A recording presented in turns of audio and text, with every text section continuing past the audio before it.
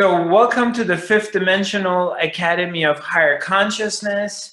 Today is June 19th and I'm broadcasting from Los Angeles, California. Let's start with a meditation I call Love and Fire. We've done this before, but for those of you who are with me for the first time, just a quick note, we're going to keep everybody on mute because devices make funny noises. And later on you can, those of you who are connecting with me through our system, Zoom, you can write your question on the chat box or raise your hand and then I unmute you and I will answer your question to the best of my ability. Or if you want to talk about any specific subject, just write it to me and we'll get into that. So for the moment, what we're going to do is we're going to do a simple meditation. And in the beginning of this meditation, what we'll do is we'll put two fingers here on our third eye, and we're going to breathe in from the third eye. And what we're going to do is we're breathing in a violet light. It comes in. And it goes into the pineal gland. It travels through the heart. So it goes in, it's a circular breathing. And then so you're inhaling through the third eye, the violet light, and then it goes, you exhale, and it comes out of your heart center from the chest area. It comes out in a form of a green light. So it goes in as violet, travels through the body, comes out of green, and then it goes back again as violet light. So don't worry about this and don't get caught into whether you're doing it right or wrong. Just get into the motion of doing it. And very slowly you get affected by the energy. You connect to the collective energy and you go into the zone. So we'll be doing this. So two fingers here, two fingers here. And then after a while, when your hand gets tired, you just bring your hand down and keep your hand here. So, because by then you have set up everything. So let's start. We're going to start doing this. So just, and you can a little bit exaggerate in the beginning. You can just make a noise. You're breathing in, you're breathing it out. You're breathing it, you're bringing it up.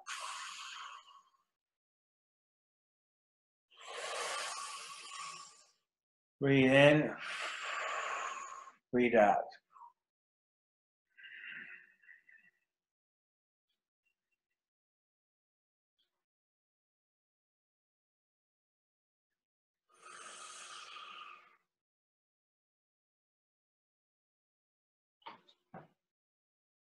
Breathe in and breathe out.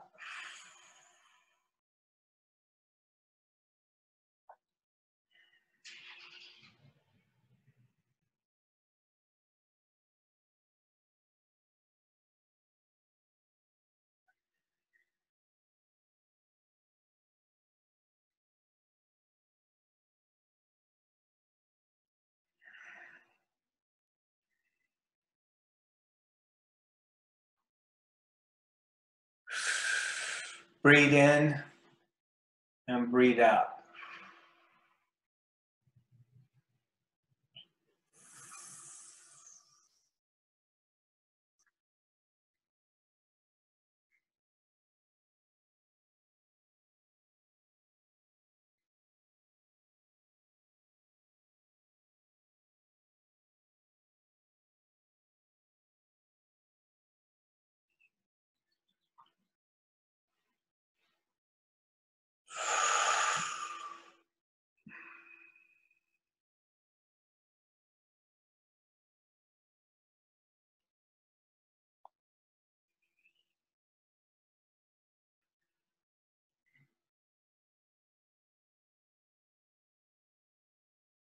Breathe in and breathe out.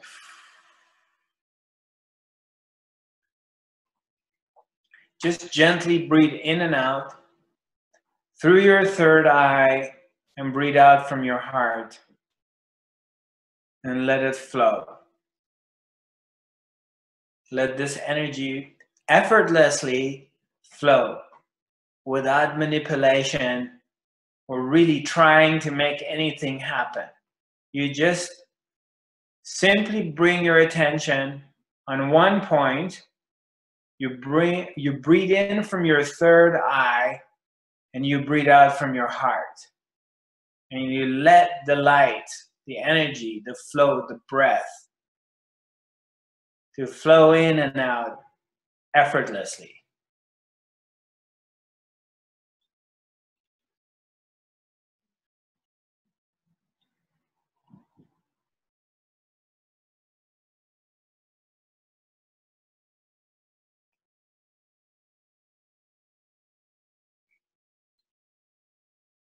And you can feel the energy when you have your finger on your third eye. You can start to feel something is happening. There's a chemistry.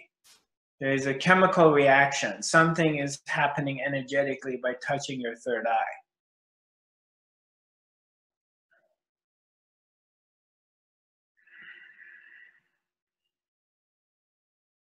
And once you have this set, you can bring your hand down. If you're tired, if you get tired, you can keep your hands on your chest area. Stay in a quiet, comfortable place and continue the meditation. See the violet light coming through your third eye as you breathe in, and it comes out as green light from your center of your heart area.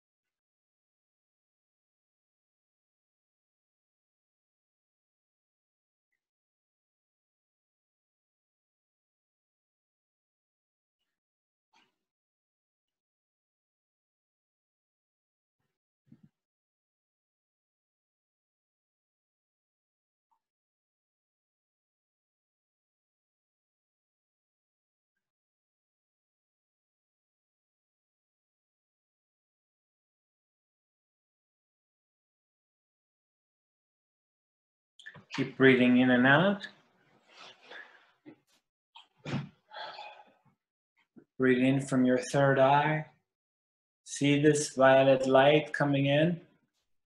And breathe out from your heart, the green light. And then it circulates and comes back. Let your mind flow. Don't try to manipulate anything. Allow things to come and go without manipulation.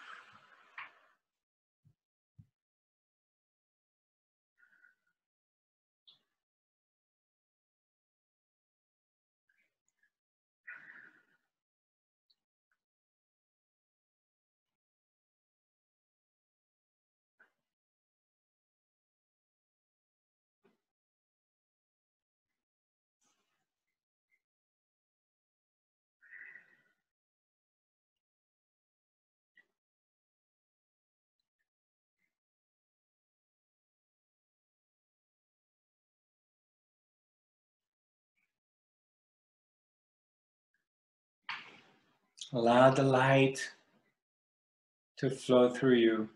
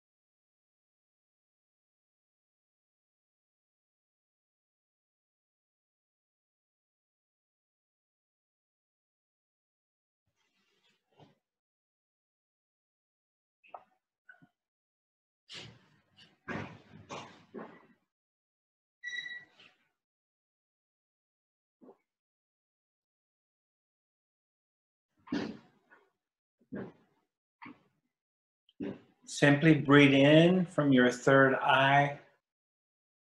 The violet light comes in and you breathe out the green light. The light is circulating within you. You're being effortless. You're simply in this place of being. You're here. You're witness. And you're allowing things to travel through you.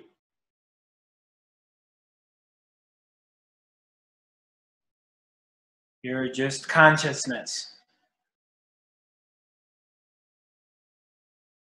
You're aware, but you're not engaged. It's a big difference. For being aware, being present, being here, but not being engaged. Simply being. Our original state. It's very effortless. Doesn't require any effort to be.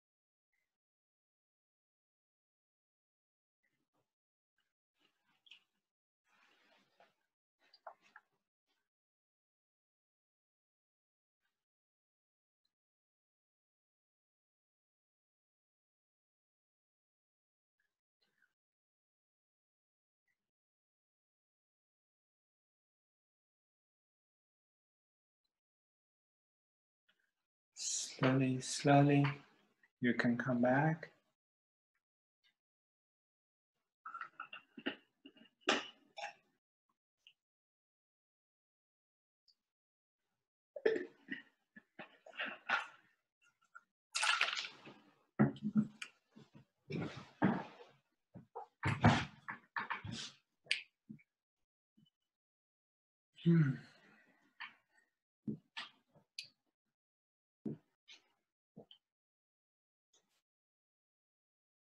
Slowly, slowly come back here.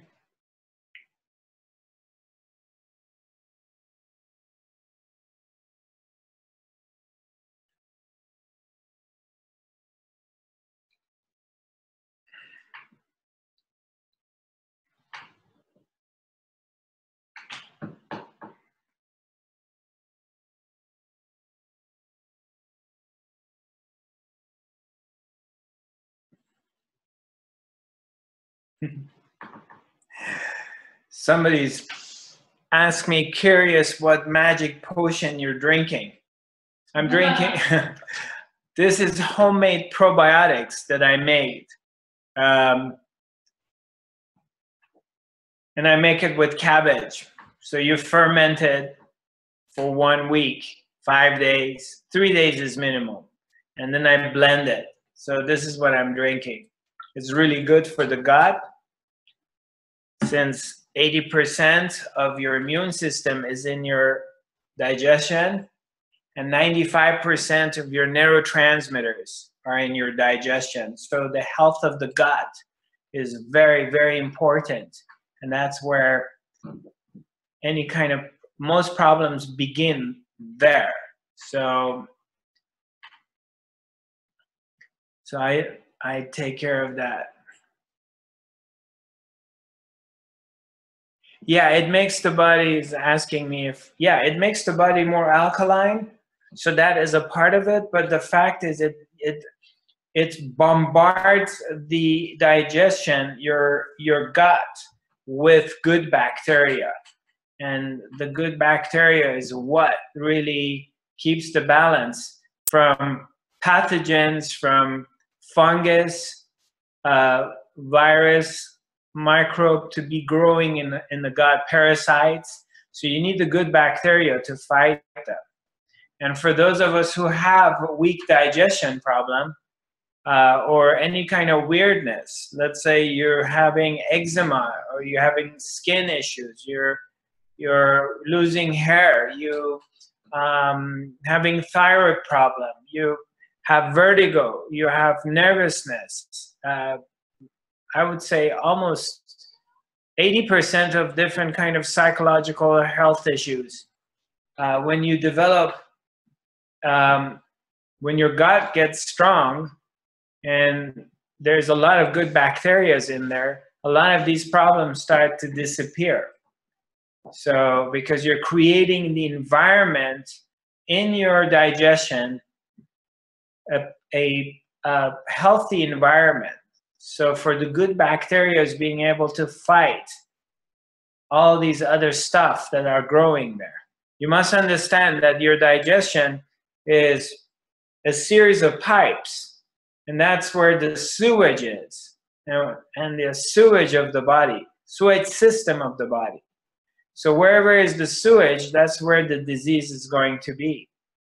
So by balancing and increasing and adding to the army, the good army, which is the good bacteria in your gut, adding up to the army and making the army strong, then you're ensuring good health. So, okay, this person is asking me if I can share the recipe. It's not very difficult. You can go on YouTube. I mean, I do it a little bit differently. There's a lot of YouTube videos explaining to you how you can make sauerkraut. So what I do is I blend it. I make the sauerkraut, but then I blend it. So when I put in cabbage into my container, I put more water in it than cabbage, so I want to make a juice out of it. But anyway, we can talk about this. Okay, Ms. Hilda, you have a question, right? Yeah, I have a topic for today and a question later on, actually. Okay, so the topic of the day. If you want to talk about the importance of being playful in your heart, but still be responsible for your actions. Yes. When you are in the lila, you know. Right. Yes. So both playfulness and responsibility are pivotal. They're very, very important. And it comes to having the balance again. So being playful keeps you young and keeps the energy system flowing. So you have to understand, basically, we have to always go to the very fundamentals and the very, very basic principles of ourselves, that we really are an energy system. And with our auric field, with all the systems that are functioning in our bodies, our digestion, our neurotransmitters, the brain and gut relationship, the heart and brain relationship, everything, there's all these different, the lymphatic system, cardiovascular system. There are all these different systems functioning in the body and the psyche simultaneously. And it's an energy flow. And then when you create disturbances or through life events that things happen, that there's a disturbance in the energy flow, then the balance shifts. And for example, the Chinese acupuncture medicine, which is thousands of years, it's about rebalancing and making sure that your meridians are open and the energy is flowing correctly. So, and we can see that in nature. The nature repeatedly corrects itself and tries to keep the balance right. So that is the energy system and the flow of the energy.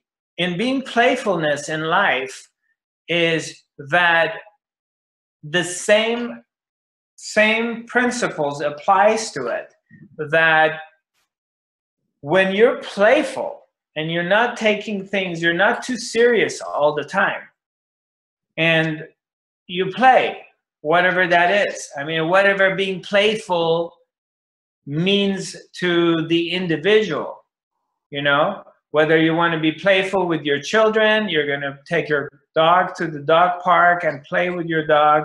You're being playful yourself, you know.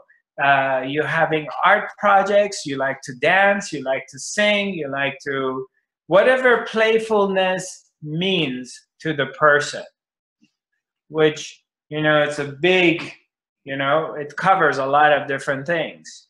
And understanding, recognizing this aspect of ourselves, of playing, being childlike. Childlike is different than being childish, but being childlike and being creative and allowing the child within us, regardless of how old I am, or I'm married, or I'm single, or I'm a school teacher, or I'm CEO as a company, or whatever it is, and I'm not allowed to play. And allowing this part to come out and have fun, whatever that is. You know, I have friends that are 10, 15 years younger than me, and they're telling me like they're too old. They're too old to, I don't know, go to a festival and to go to a music festival and dance. Oh, I'm too old for that. Oh, wow, really? Okay. Well, I'm too old to wear a bell-bottom pair of pants. I'm too old to wear this or to that, you know? So, and in my book and Shishi's book, we completely look at things differently, because playfulness plays a big part in our lives.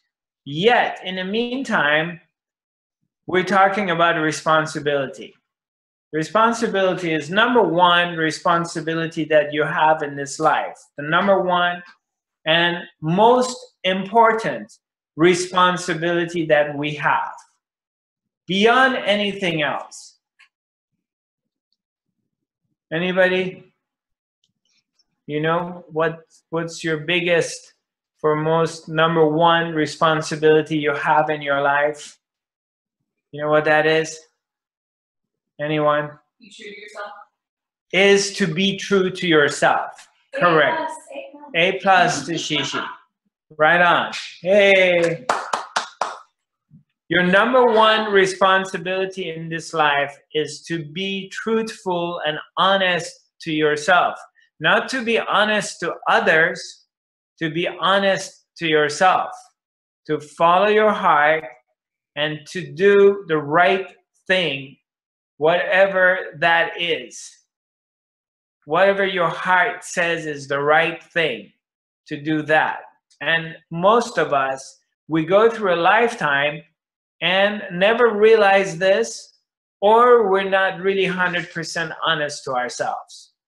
Whatever your truth is. So that's our first and most important responsibility we have. Because if you're truthful to yourself and you follow your heart, now I'm not talking about selfishness. That's different. But we stay true to our hearts, honest to ourselves, and you do the right thing, whatever the right thing is. That is your most important responsibility. Now let's break this down and use some examples, life examples, to make it a little bit more easier for us to understand. We all do have responsibilities. We all come to points in our lives that we don't want to be responsible, or we want to just go play. It happens a lot in my daily life that I don't really feel like doing something, but I have to do it. It's a part of my responsibility. It's a part of my commitment. But who am I really responsible to? You know, it's basically, it's, you know, I said the bar for myself is that, am I really doing the right thing?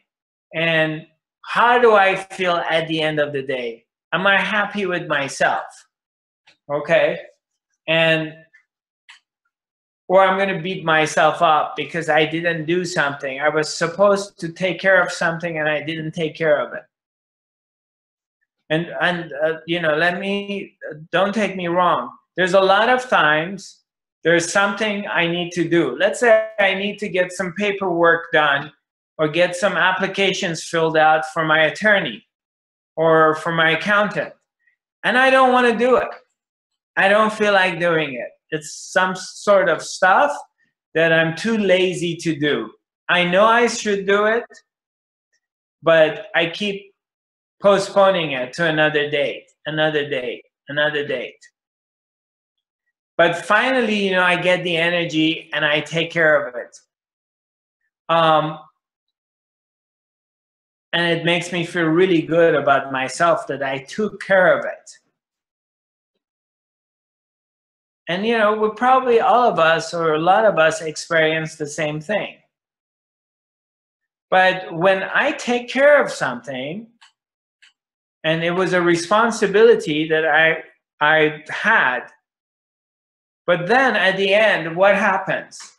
What happens is that I was true to myself and I took care of something I needed to take care of. Now I just feel good about it. I feel good about myself.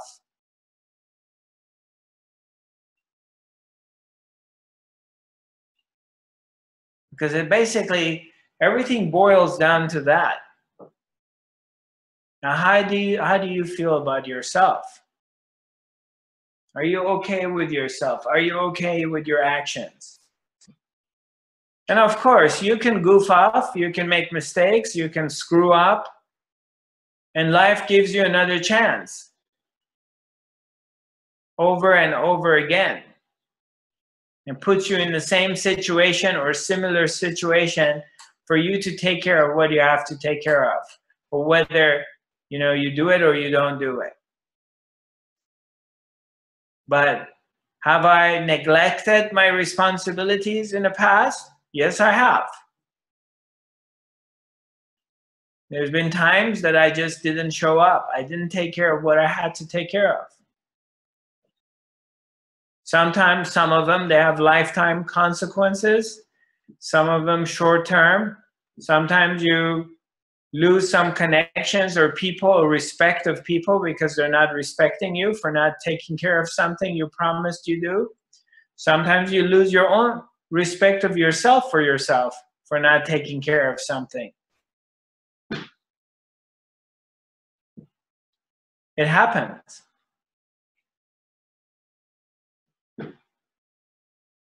But ultimately, you need to get to this point that whether you can live with yourself and you can just accept yourself for the way you are, and how do you feel about it? How do you feel about yourself? Anybody, any questions? Anybody, any comments? Nothing? Nobody? So Ms. Hilda, what else? I don't know. Thank you. I don't know. That was a great answer. Thank you. Yeah, I don't know if I cleared it for you or not. Yeah, I think it was great because it is very important to be playful. And I think many of us don't dare to be that all the time because we are too old or, yeah, you know. I mean, so I have to tell you something. To this day, when I go to a supermarket, I do my shopping, and I'm pushing the cart out, you know, if I buy enough food that I need a cart. And I'm going through the parking lot to my car. I always jump on it, you know, I pedal on it and I jump on the cart, and I'm just going downhill if there's downhill on the cart in the parking lot. And everybody kind of looks at me like, what is this guy doing? And I'm just laughing. I'm having fun with it. Huh? Yeah. Childlike keeps you young. Yeah, you know, or sometimes some silly stuff makes me laugh, have fun with it. And you know, I swing back and forth, you know. Sometimes I just Mr. Serious and I'm all business and taking care of work. And I work and taking care of everything I need to take care of. And then it gets to a point that it's like, okay, now it's time to goof off.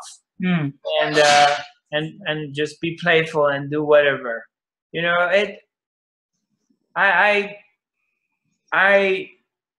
try. I have a tendency to keep the balance right, and I don't claim that it's always balanced, but I can see with myself if I'm too far in one side or the other side, and it basically maybe there's this mechanism kicks in that it just comes to a point that all of a sudden I'm not really happy with myself anymore because I'm playing too much or I'm working too much and I'm not taking care of my body. I'm not taking care of, you know, or whatever. It just gets to a point like this bell goes on, this mechanism kicks in and it says, okay, enough is enough. Time to shift. Yeah. And I think that when we are childlike, we can help other people around us to be childlike too, because then they may be there to open up and play, right? Yeah, absolutely. Yeah. Yeah. That's a good thing. So, and I have that question for you if you have time. What's that? I have a question for you. Okay. During the last 2 weeks, I have experienced something fascinating because rooftops, walls, and columns, inside and outside, suddenly shrinks and expands. And after some seconds, they returns to their normal state. What is happening, do you think? Say, I didn't quite understand. Just go over it again slowly. Yeah. Yeah. During the past few weeks, rooftops, walls, and columns, inside and outside of buildings, Hold on. shrinks and expands. Rooftops. Yeah, and walls. And what? Walls. Walls. Yeah. And columns suddenly shrinks and expands. And after some seconds, they go back to their normal state again. What is going on, do you think? Okay, let me see. This is what you wrote to me before. Yeah. So let me see if I understand, because this is something I see with my own eyes, you know.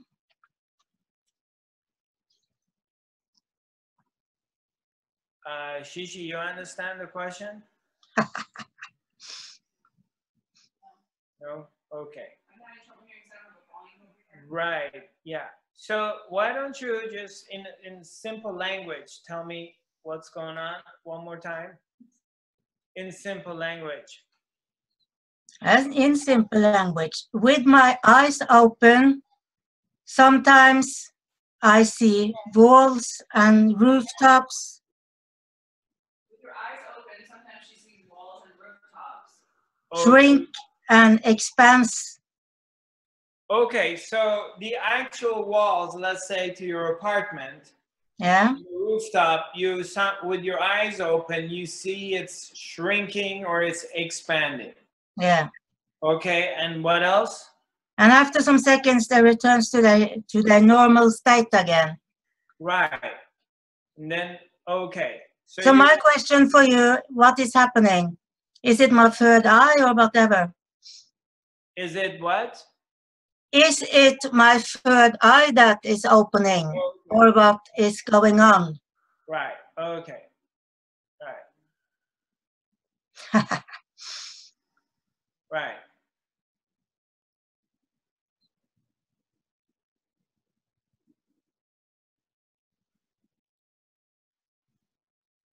Yeah, it sounds like it, that there's some activities in your pineal gland. Okay. So that is affecting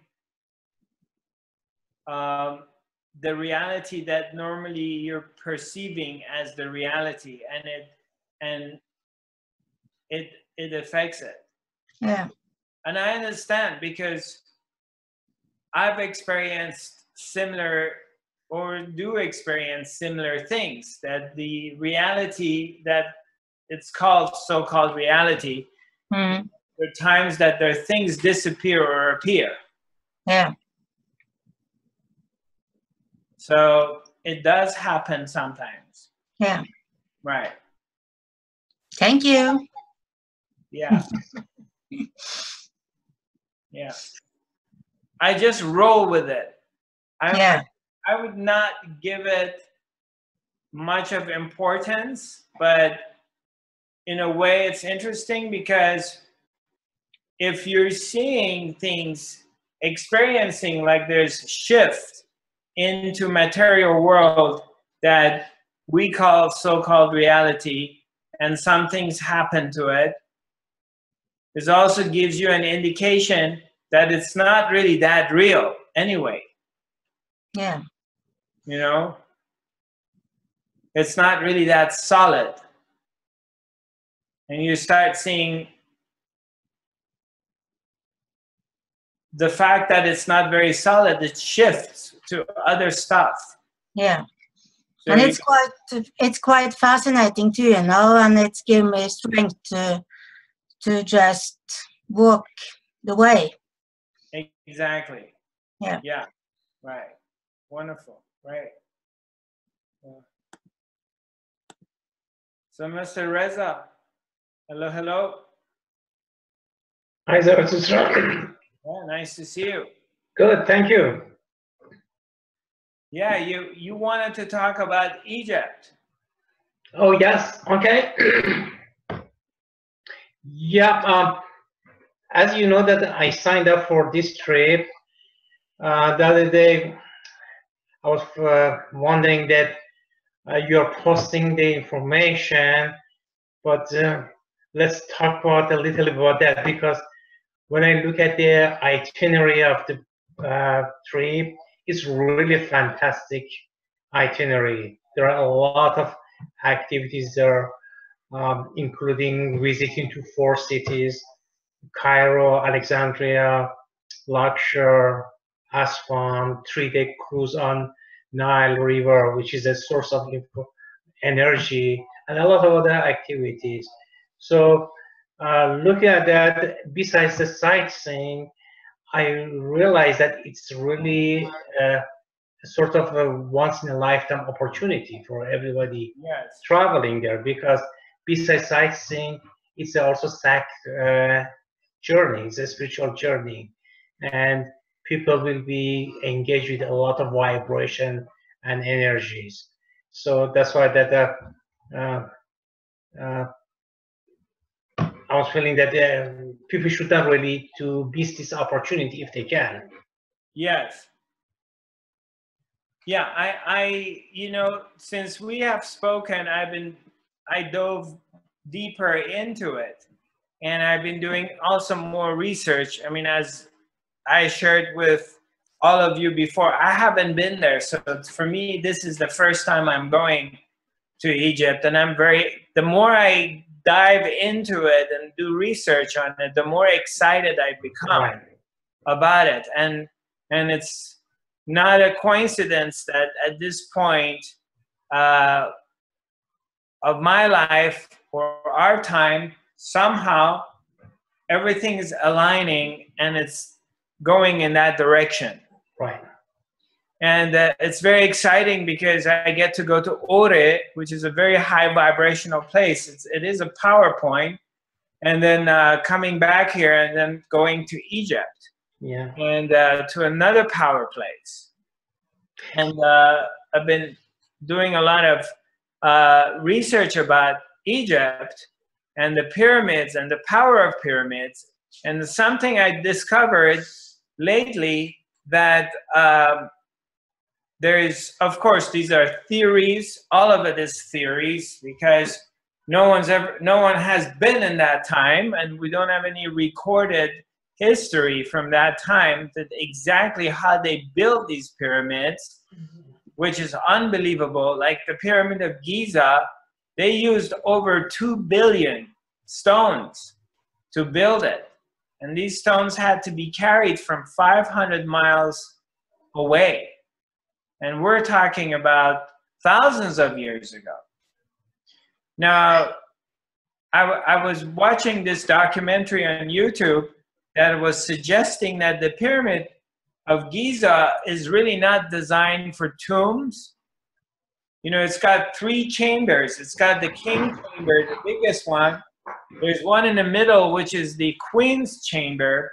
And there's another chamber they recently discovered. It's a small one. They call it the unfinished chamber. Mm-hmm. Now, when they're analyzing everything, is this pyramid is more of a power plant, power generator. So its structure and the way it's designed, and with a lot of things that they've discovered about it, that a lot of scientists believe that it's was designed and put there in this particular place on Earth as a power generator. Zarathustra, if you have time, I would like to share something which I really believe in power plant. To my understanding, and to the extent that I have read, planet Earth has 7 chakras, very similar to 7 chakras on the astral body of human being for receiving life forces and pass them up to the nature for the health of planet Earth. Those 7 chakras are located one in Mount Shasta, California, one on the border between Peru and Bolivia, 2 in England, 1 in Australia, 1 in Himalaya, Tibet, and 1 in Egypt between Mount Sinai and Mount Olives, where the Great Pyramids are built. In fact, the pyramid of Giza and the pyramid of Cheops in different pronunciation have been built on top of this chakra. So first of all, that tells me that people in ancient Egypt, they believed in energy in that area. I don't know, as you said, I don't know who built the pyramids. Some people say from outer space, from alien, they built this. Some people say that slaves with the using techniques of levitation. I don't know who built it, but whoever built it, they knew about this energy, especially that the Egyptian king or pharaohs, they wanted also to have that kind of environment for themselves. So that is from that respect. And the second thing, when I look at the uh, uh, itinerary, one of the activities will be visiting the temples in Pyramid of Giza and Cheops, and there will be some kind of energy ceremony there, which you are going to do that. I personally believe that during that time there will be a very high vibration there, and the people that they believe in orbs, if they bring the camera ready, moments before the ceremony or after the ceremony, they will be able to capture great orbs picture in that temple. So that would be very interesting for people believing in energy and they want to experience actually what's happening in those temples. Well, I totally agree with you. It's extremely fascinating the deeper I dive into it, that there would definitely align. There's a lot of alignments, and they just didn't put them in a certain place for no reason. And it's very fascinating. Yeah. Because I was, I always had the feelings about Egypt and the pyramids of Egypt, what they were the Egyptian priests of that time and what was going on, the gods and the goddesses and everything. But I never really dove into it deeply. It was always there. But now that I'm diving into it more, it's kind of like I can't stop. It's like last night I was just taking it easy at my place, and we're watching videos after videos. And it's interesting, like the deeper you go into it, the more it starts to reveal itself, and you're finding things out that's like, wow, I had no idea.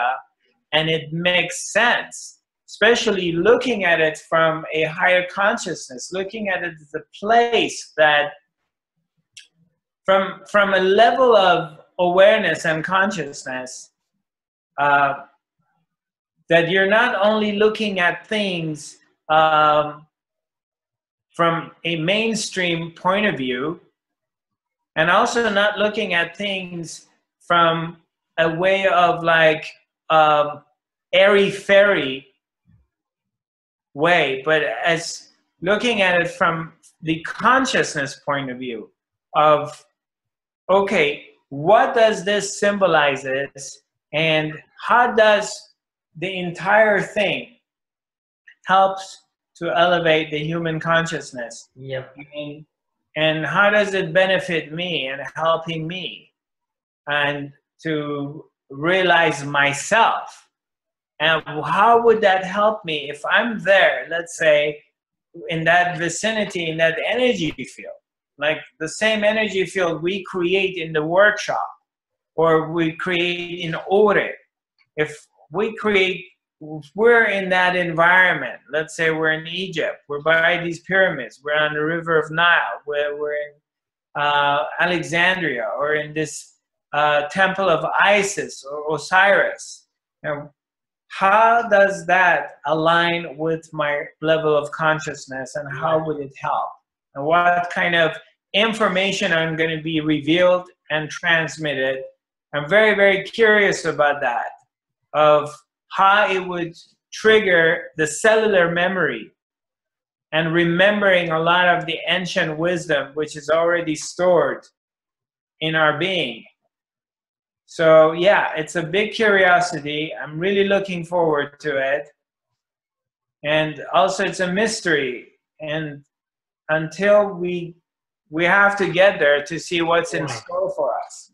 I agree with you. I used to live in Europe for a few years, and I had a couple of times opportunity to visit Egypt, but I didn't have that much interest. But this time when I saw the itinerary, and not only the activities are contained into its itinerary, also the opportunity of the spirituality, immediately I was so fascinated to that. And that's why that as soon as I read about that, I did sign up. I said that's going to be a once in a lifetime opportunity for me. Well, I'm glad you joined in. We're going to have a lot of fun and discover things together. Yep, I'm looking forward to that as well. Right. Great. Well, thanks for sharing. Sure, thank you for asking. Yeah, let's keep in touch and exchange more information with each other. Of course. For your information, I've already bought my ticket anyway. Wonderful.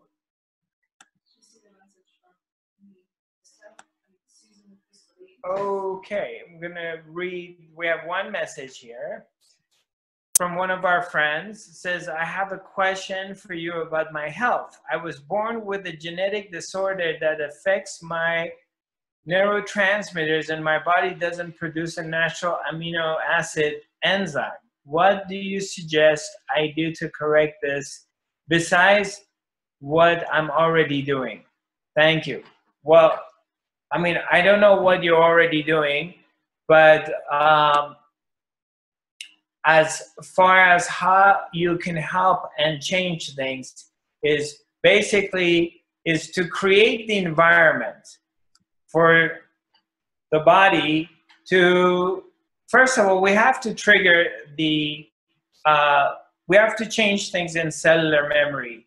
Obviously, this genetic disorder that you were born with a particular imprint on the cellular memory genetically that the body thinks or has this program of not producing this particular amino acid. And I'm sure you're taking supplements and you're doing whatever you have to do to help it. I'm assuming that. But if we want to go deeper, what can we do is the very main thing we need to focus on is that if we can create a system and putting you in the right environment that can change things in the cellular memory of the psyche and the body, that the body comes back to this original blueprint, that it triggers the body to start producing amino acid. And that I would say by taking you, for example, taking you to Egypt, taking you to a vortex, bringing you to a place that you're in this very high frequency vibrations. So we bring your vibrations to a higher frequency, and as we're changing your vibrations, like that's what we're going to be doing in Åre, Sweden, in this coming retreat in 10 days, in 12 days, is by creating a high vibrational environment. And as you enter into this high vibrational environment, automatically your vibration starts to rise to a higher frequency. And as your vibrations change and come up to a higher frequency, automatically things starts to change in the cellular memory. And that's what my suggestion is. I don't know if you're around. If you want to talk to me directly, I can. If you are, okay, what dates is Egypt? Egypt is going to be, yeah, hi Christina, where are you? Let me unmute you. We're going to do Egypt. It's going to be from September 23rd to October 6th. So it's 2 weeks. Coming. Great, fantastic. Yeah. I'm happy to hear that. I think it's, I have a very strong feeling this is going to be like Åre, that we've been and you've been a part of it, that it's going to be really a life-transforming event. Yeah, I really look forward to it actually. I haven't booked it yet, but I definitely will. Yeah, I mean, originally when it was proposed to me and they asked me if I want to be a part of it, I was very excited. And then I got caught into my life and everything I'm doing. So I kind of lost my juice, and I'm being as honest as I can be. I kind of lost my juice for it. But recently I dove back into it, and now it's just, I can feel the excitement of it because I'm reading about it, I'm listening to videos, I'm talking to people, and I'm discovering more and more fascinating things. And it's like, wow, how come I didn't know anything? It's like, I know it was there, but it's interesting, like your attention is not on something, so that thing doesn't exist until your attention shifts to it. And then all of a sudden, the entire existence starts to, you know, I start seeing pyramids everywhere, I start seeing Egyptian artifacts everywhere, you know, I'm going through my books and I find things from Egypt. I'm online and I'm doing something else and things starts popping up. You know, all of a sudden, as your attention shifts towards something, everything starts to support it and manifest itself as if it didn't exist before. Now it's coming to life. So, great. I'm happy to hear that, Christina. Yeah. Yeah. Oh.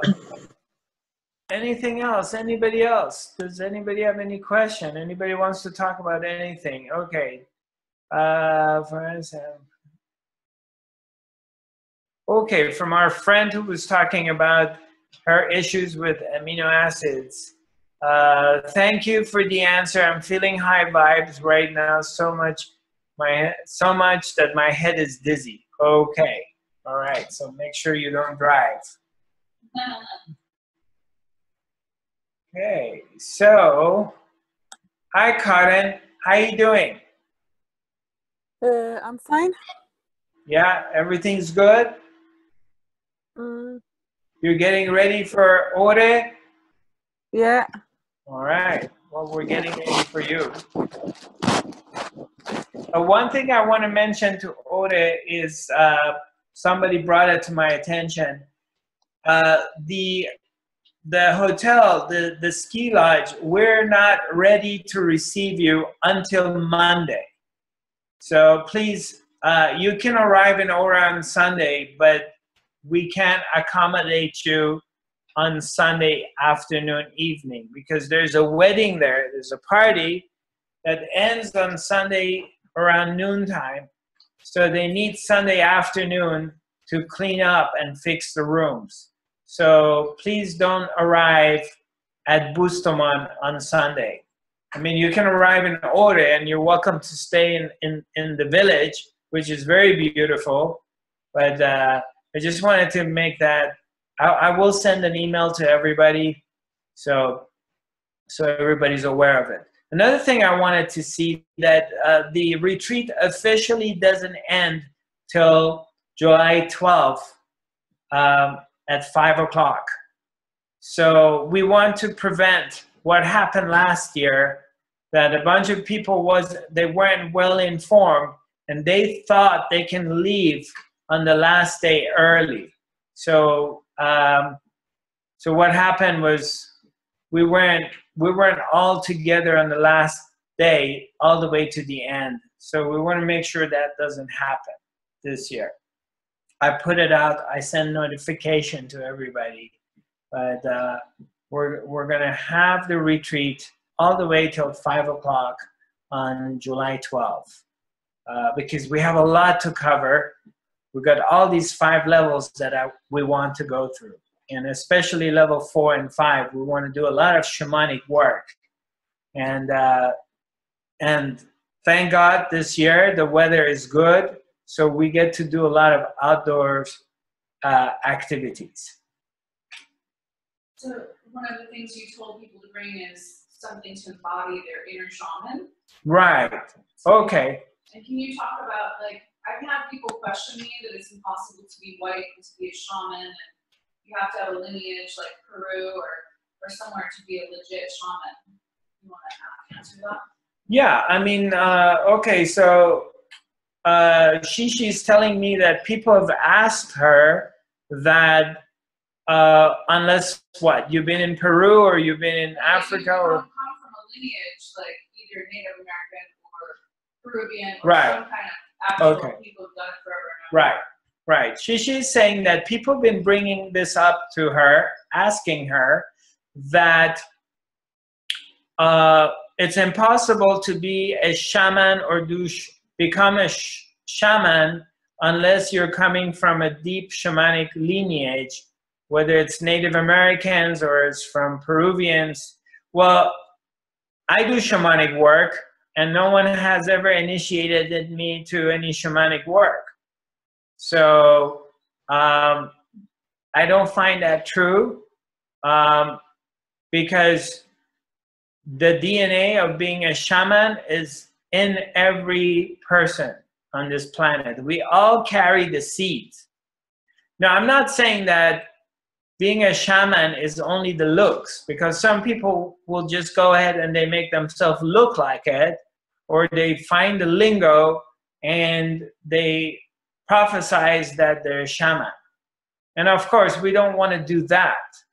But you want to, what we're going to do is we're going to incorporate, we're going to create the environment that you can call in the shaman within yourself. Now, whether you do shamanic work in the future or not, and also, let me also say something. I mean, when we talk about shamanic work, we're talking about a vast, there is many different ways of doing shamanic work. There's many different levels of the shamans that they do exist on this planet today. You know, we're talking about different levels, and the same thing with healing. You know, are you, I mean, what kind of healer, or are you a healer after you take a Reiki course, and you took a Reiki course online, or you took a 2-day Reiki course? Can you do healing work? Yes, you can. You've learned the principles of doing energy healing work, but are you in the same level of, I don't know, John of God? No. You know, I mean, but can you incorporate the shaman within you and embody that? That's what we're going to be doing in order to create the right environment and to open the portal so the shaman reveals itself and you remember your old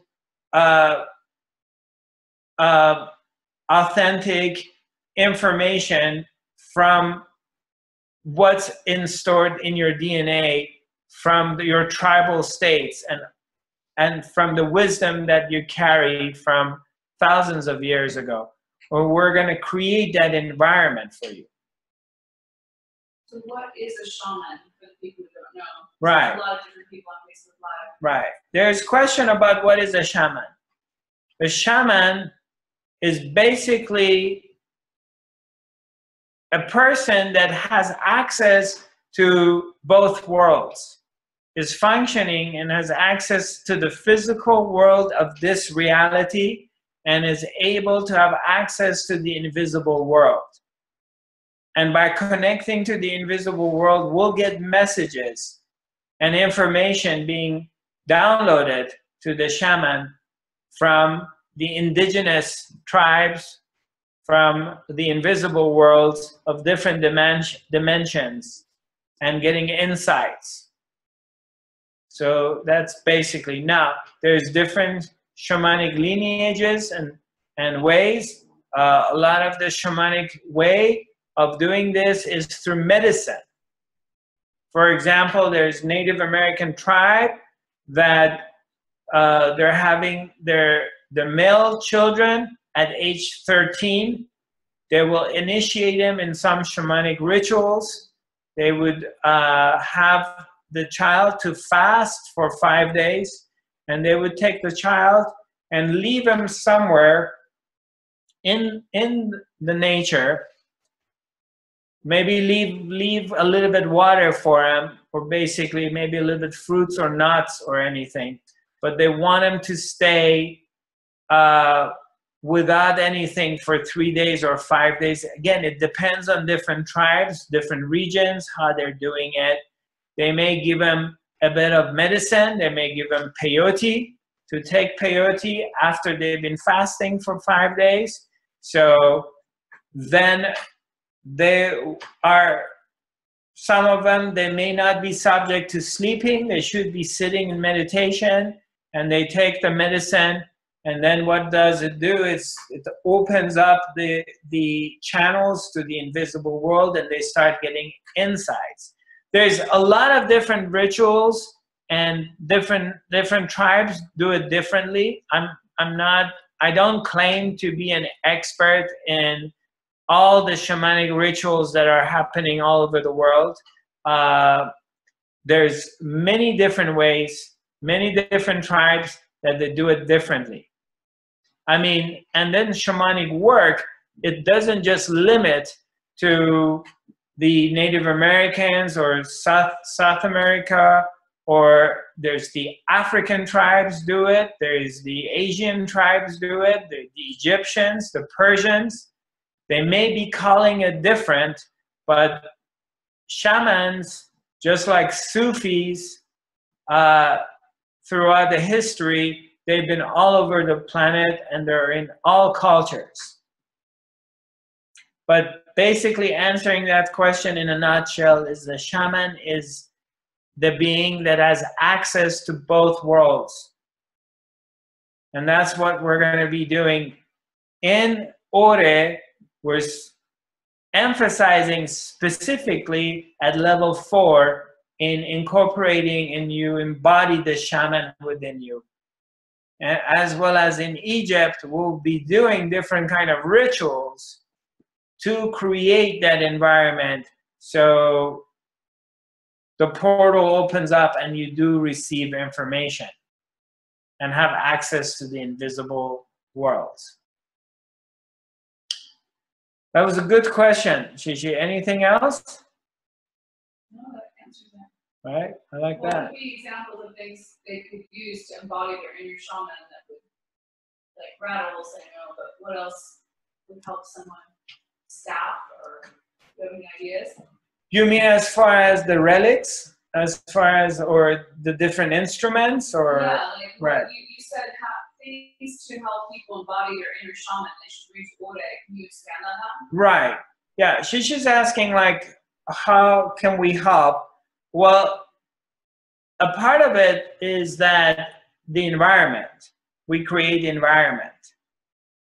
And tribal music, in my experience, you know, if I'm somewhere, and let's say for the first time I went to the Rainbow Gathering, I remember before the main day on 4th of July, and that was one of the first big festivals. It's not an electronic music festival, but that was one of the first festivals I went to. This is way back in the day. And I remember that morning, I went away, and I went somewhere by this lake, and I started doing a little ritual, and I started to just shower, clean myself, and then, I mean, dipping in the lake, washing myself in the lake. And then, you know, I remember I started to put my tribal clothes on, putting my necklace, you know, I started painting my face, and kind of brought myself into this place, this space, and got myself ready. And slowly, it took like 3 hours to get myself ready. And then I go to the main circle where on 4th of July, for the main ceremony. And then the drum starts, and they were drumming, and everybody else was kind of painted, and they had like spears and staffs and different kind of instruments in their hands. And I started to get into the groove of just doing this tribal dances. And I remember as I'm doing this, I have my eyes closed, and I got transported, and I went to somewhere in Africa. And all of a sudden, I'm seeing myself as this African tribesman different body. I was like 6'2" tall, and you know, broad shoulders, and I'm just like, all of a sudden I started seeing myself as of an African tribesman doing a ritual and dancing to the drums, and then I saw myself as a Native American warrior. So all of a sudden, I went to a trance state and started to see different aspects of myself. So what I'm saying is, like, in order, part of the idea in the fourth level is that by bringing some, let's say, painting ourselves, bringing some clothes, bringing some jewelry, bringing our instruments, is a part of it is to create the environment for us, creating the environment so you can embody. It's not just superficial thing. By, you know, and especially like I'm bringing DJ Edu to come there and play a lot of tribal music for us. So that way it gives me a chance to be spending time with you, building up the energy, instead of me trying to DJ, because then that distracts me, because then I'm going to trying to do everything. And so I can just be in it with you, and we can just build it up and build up the energy more and more and more, and to open up and let our inner shaman to incorporate and come in and take over. So that's one of the reasons it's good to get you into it, you know? So you go choose your instrument. And you know, if you're gonna buy an instrument, I highly recommend that don't buy it online. You know, you need to connect with your instrument. Go to a store somewhere, and if you want to buy a Tibetan bowl, pick up the bowl, hold it in your hand, play with it. See if you connect to the instrument, if it talks to you. If you're gonna buy a rattle, use different rattles and see if you like the sound of it. If you like to hold it, keep in mind it's a lifetime instrument. I mean, it's a lifetime investment. You're buying this instrument, and it's going to be with you for life. And so if you're just going to buy it, because it's not a shirt you're going to buy and you're going to wear it for a year and then you're going to throw it away. The instrument probably is going to last all of your life. So just kind of connect with it and see how does it feel when you're holding it in your hand. And a part of the idea of you doing this is for you to get into it. And for a lot of us, since we live in a city or we haven't been living a tribal life, we got so distant from that. But when we come back and, okay, you know, I want to bring a few pieces. I want to wear my choker. I want to wear my tribal vest. You know, I'm picking up my pieces that I like to be wearing. And then I'm choosing my instrument. It gets you into it. And as you get into it, you start to remember. You begin to remember. Because the information is there.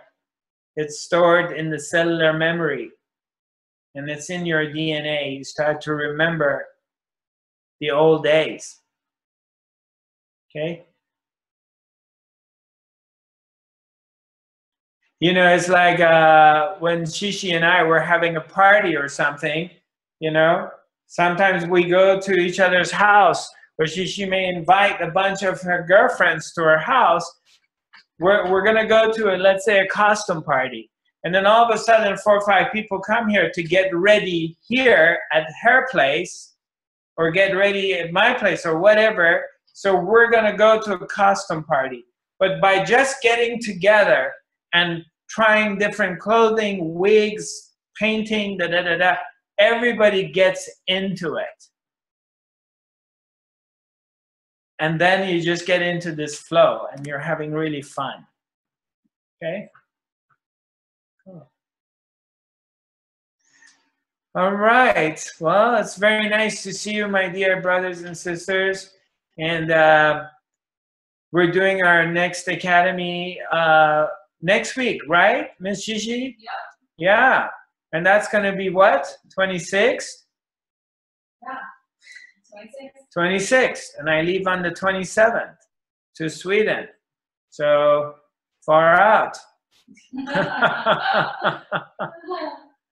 And feel free, if you have any questions, you can send it to me, to us via either email or Facebook, or we do have an academy page, Fifth Dimensional Academy of Higher Consciousness. You're welcome to join in. It's an open Facebook group. Feel free, if you have any suggestions, your ideas, anything, share it with us. My next upcoming event is going to be this coming Saturday. It's going to be downtown Los Angeles at the park. It's an open event, free of charge. Anybody can join in. And I do have a 2-hour event, which is going to be from 12 noon till 2 o'clock in the afternoon. And it's an activation. Do you know the name of the event, Miss Shishi? You've been putting it all over. Disclosure Fest. Disclosure Fest. And okay, and what's my event, Shishi? What am I doing? You're talking about quantum awakening DNA activation.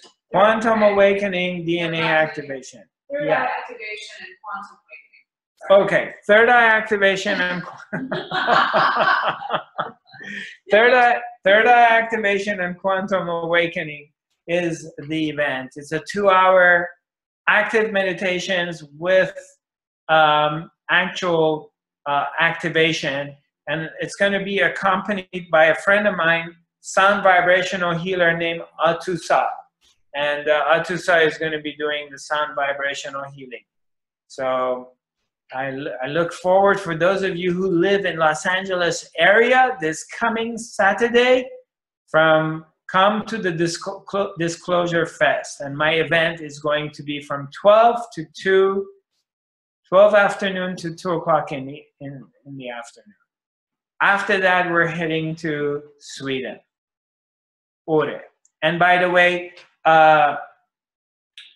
we're sold out. All of our rooms are taken. So unfortunately, we don't have any more space. So if you want to come to my next retreat, you're going to have to come to Egypt. So it's nice to seeing you all, sending you lots of love and light. Feel free to connect with us. My website is Zarathustra.tv. Until next Tuesday, stay safe, be well, stay in your heart, and I send you a lot of love. Namaste.